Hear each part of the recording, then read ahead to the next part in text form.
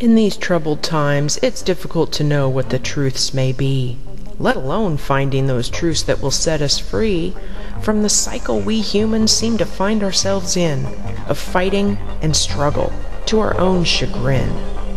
So I have made it my mission to be with you each week and attempt to reveal that which we seek. How do we change the course of our future, which right now looks bleak? We can do it, I'm sure, if we become birds of a feather, because I tell you, sisters and brothers, we're in this together.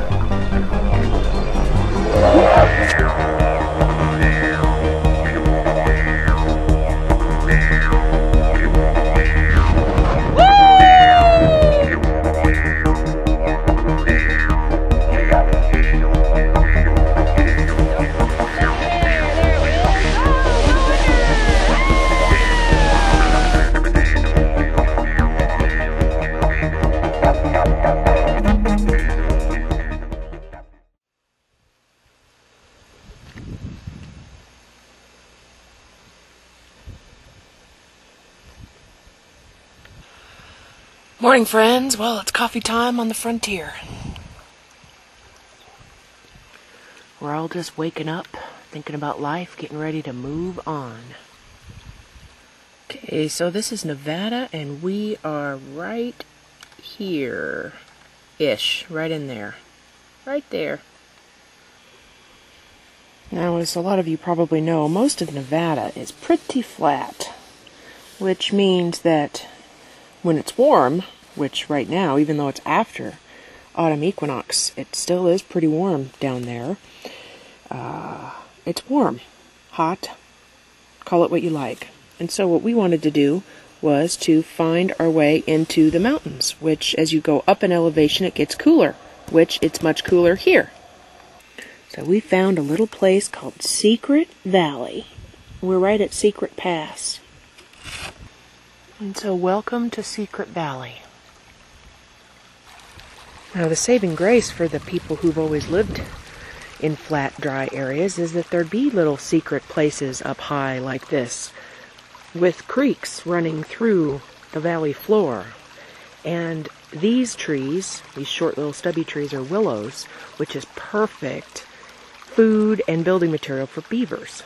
So, theoretically, in a valley like this, the bottom, the floor of the valley would be intermixed with lots of beaver dams, and the water table would rise. It would get real wet. A lot of the animals would love it. Not the case here.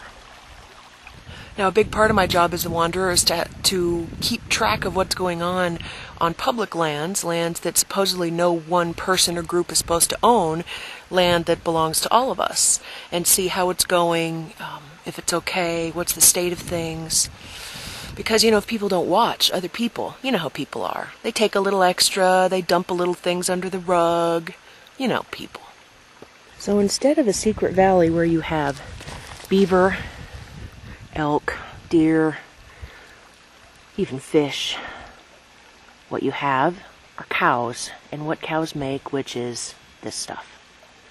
I know, a lot of people love cows, eat cows, cows are good, cows aren't bad, but let's just use this one valley as an example. Cow people don't generally like beavers and beaver dams because it, quote, takes up room of where their cows could generally graze. So instead of having big lodges, this is actually just a pile of dead willows, but in a beaver place there'd be huge lodges where the beaver would hang out. But ranchers, from what I understand, generally have gone to great efforts to get rid of them. Now, my personal opinion is that I'm starting to think that cows using water, using land that could be used for a lot of different animals, but now it's only able to be used by one kind of animal. It's not the best use of the bits of land that we have left. Because one thing that happens is things get dried out, things change. I think that there were a lot more trees in this valley, but they've been cut out and they haven't grown back because it's too dry. So in this area, there would have been a lot more water than this. But right now, what you have is this amount of water and cow poop everywhere. Well, we have to decide this as a group, people. It's not up to me. It's also not up to the people who live in these little valleys because, you know, if you ask them, they'll say, we've lived here for generations. All right, and to that I ask, well, how many generations? 3, 2, 4, 5? No more than 5, I guarantee, because 100 and some years ago, there were no white people here. Bottom line. Just down to the west, in the lowlands, are some Native American reservations. They're the people who used to use this land. Ranchers, it's very recent. So you can say the generational thing all you want, but now we have to think about 7 generations into the future and what's the best use of the land for them.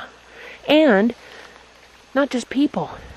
What if we stop thinking completely only about people and thinking about all the other tribes of species like the beaver, the bat, the coyote, the cougar?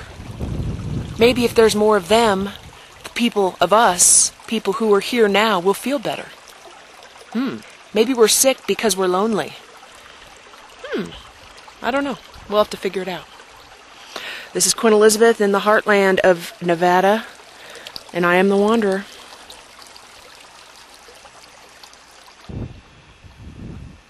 Oop, hello, Hawk. How many generations has Hawk been here? Woo!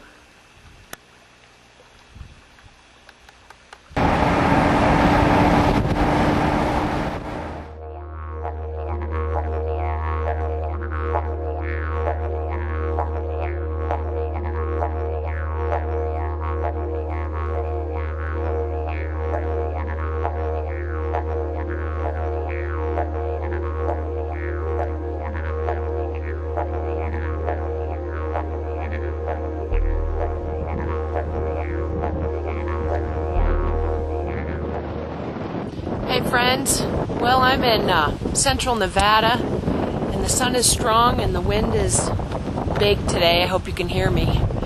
So we found this little spot to stay in, and I want to show you some trees. Okay, from here they look like, you know, trees, but we're going to go down here and look a little more deeply because it's kind of interesting. And this is very, very unusual for right around here. This, wow, look at this. Oh, see, I was drumming. I make these CDs for people who want to do shamanic journeying to nature sounds, and the wind in here was so great. And there's a cricket. Let's see if you can hear it. Well, he's around here. You can hear it in a second. So this kind of tree is a cottonwood. Then there's this tree, which is a willow. Wow. Ooh, look, there's some houses. Those are real bird houses. And there are 2 more. Nice big ones. Now, the amazing thing about this, the most amazing thing, is that this is a spring right here. Water's just seeping up. Now, again, I mentioned my pet peeve earlier. This is just so repulsive to me. What's that? For God's sake. And that. And here's a Pepsi doohickey. People, are we the people of filth or what? This is horrible. This is a spring. Water is seeping out of here, and it has been for a very long time. And cows come in here and drink. See all that? That's all cow stuff. It's amazing it's still going. If you look on a map and you see all the places, especially in the west, that say something springs, you know, Colorado Springs, Glenwood Springs, this springs, that springs.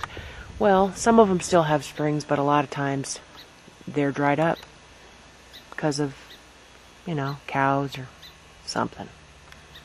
So this place is quite special. Now this morning I saw a small hawk right in one of these branches, and I thought, oh look, well now I know why. There's his or her house right there. The hawk thinks this is a good place to live. Imagine it's an oasis. Cover from wind, and heat and snow in the winter. And we're just about 2 miles from the national park, one that's been recently made called the Great Basin National Park. We're going to go check it out. And they used to be able to graze cattle in there, and then in 1999 they stopped. Well, they're here, definitely. Sure would be nice if they weren't. See you later.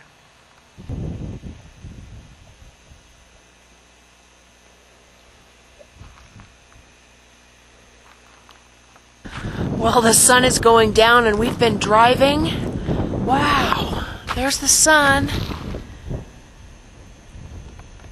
You know, I gotta tell you, traveling around and what I call migrating, which there's two different ways that generally people and animals for thousands of years have moved with the seasons. One is moving up in altitude, like let's say if someone has a winter spot which is down in a valley, and then a summer spot, and then a summer spot up in the mountains where it's cooler. The other one is north and south, going north. Woo! Well, that way, because that's west. North and south depending on the seasons. So, I've been practicing both, but definitely the north and south deal. And the car is an amazing thing, because any time in the past, someone like me would have to walk. Lewis and Clark, when they came to the west, up north, had to walk.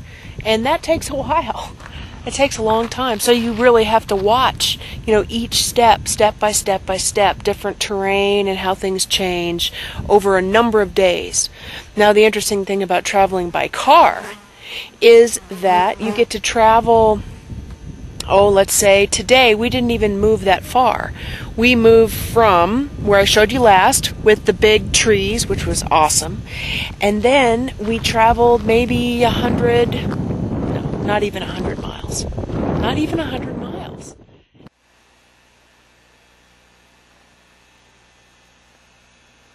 Well, friends, we are now in southern Utah at sunset near Capitol Reef National Park. Beautiful sky.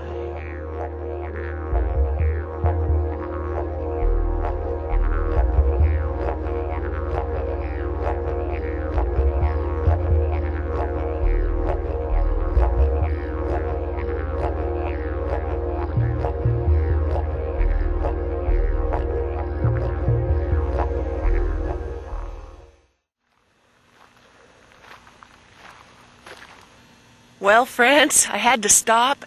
Welcome to what they call Glen Canyon. Here I am. Wow, this is an overlook. Holy cannoli. Wow. Puts things in perspective, doesn't it? Thanks for watching. I'll be back next week as my trip continues going south back down to the Sonoran Desert in Tucson, Arizona. You're watching The Wanderer. Bye. You are watching Earth Tribe TV. Welcome home.